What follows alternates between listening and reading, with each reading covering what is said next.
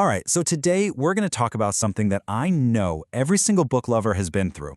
It's that moment, that frustrating moment when you finish a book that completely changed you and you just can't find the words to explain why it was so magical. Let's figure out how to finally share that feeling. I mean, you know the feeling, right? You close that back cover, your head is just buzzing with ideas and emotions. You feel like you've lived a whole other life. And then you try to tell a friend about it, and all you can manage to say is, "Oh man, it was so good." You try to explain the plot, you talk about the characters, but you can just see their eyes start to glaze over. It's this incredibly frustrating disconnect. So today we're going to break down exactly why that happens, and more importantly, how we can fix it. So the real heart of the issue is this. Two people can pick up the exact same book, read the same words on the same pages, and walk away with two completely, wildly different experiences. And this isn't just about whether they liked it or not. It goes way deeper. It's about how they're actually engaging with the text itself. And this right here, this is the fundamental difference. On one side, you've got the reader who is completely immersed. They're not just reading words, they're living inside the story. The real world fades away. But on the other side, you've got someone who is just interpreting the squiggles on the page. You know, they understand the plot, they can tell you what happens, but they're on the outside looking in. They're observers, not participants. Okay, so if we're going to bridge this gap, we actually need some new language, a new way to even talk about reading. We need a vocabulary that really captures these two totally different ways of experiencing a book.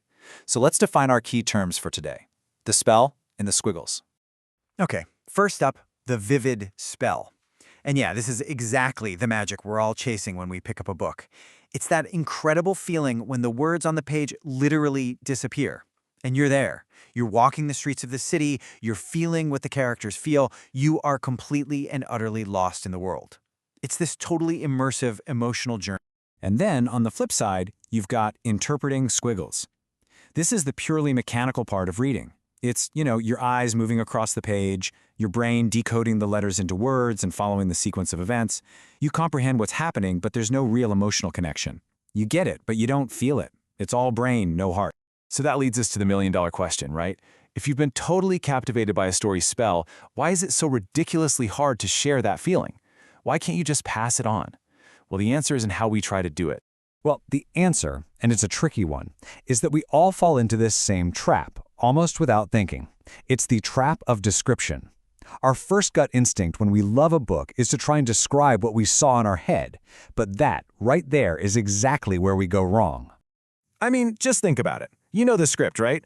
We start by laying out the plot. Okay, so there's this guy, and this thing happens, which leads to this other thing.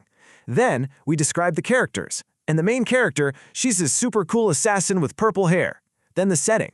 And it all happens in this amazing magical forest. And what do you get back?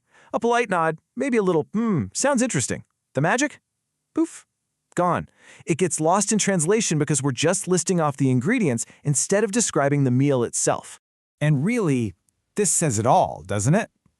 When we get stuck just describing the plot, the characters, and the setting, we're just talking about the squiggles. We're giving a book report. We're not communicating the spell.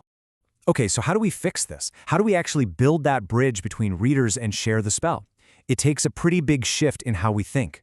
We have to move away from describing what happens in a book and start sharing what the book means. It's all about communicating the story's deeper truths. And here it is, the big secret, the solution. Stop describing what the book is about and start sharing what the book felt like. And you do that by tapping into the story's truths, those big, abstract feelings and ideas that the story woke up inside of you. Okay, but what does that actually sound like? What are these truths? Well, instead of saying a book is about a journey to a new planet, you could say it left you with a profound sense of wonder.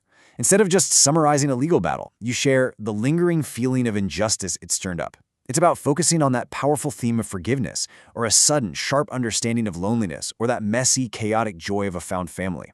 That's the good stuff. And this is so important to get. These abstract ideas, these feelings, they are the actual building blocks of the vivid spell. They're the emotional current running just under the surface of the plot. That's the stuff that actually hits you in the gut, the reason you can't stop thinking about the book. When you share these, you're sharing the experience, not just the information. So let's just boil it all down, right? The old way, the way that doesn't really work, is to just describe the plot's squiggles.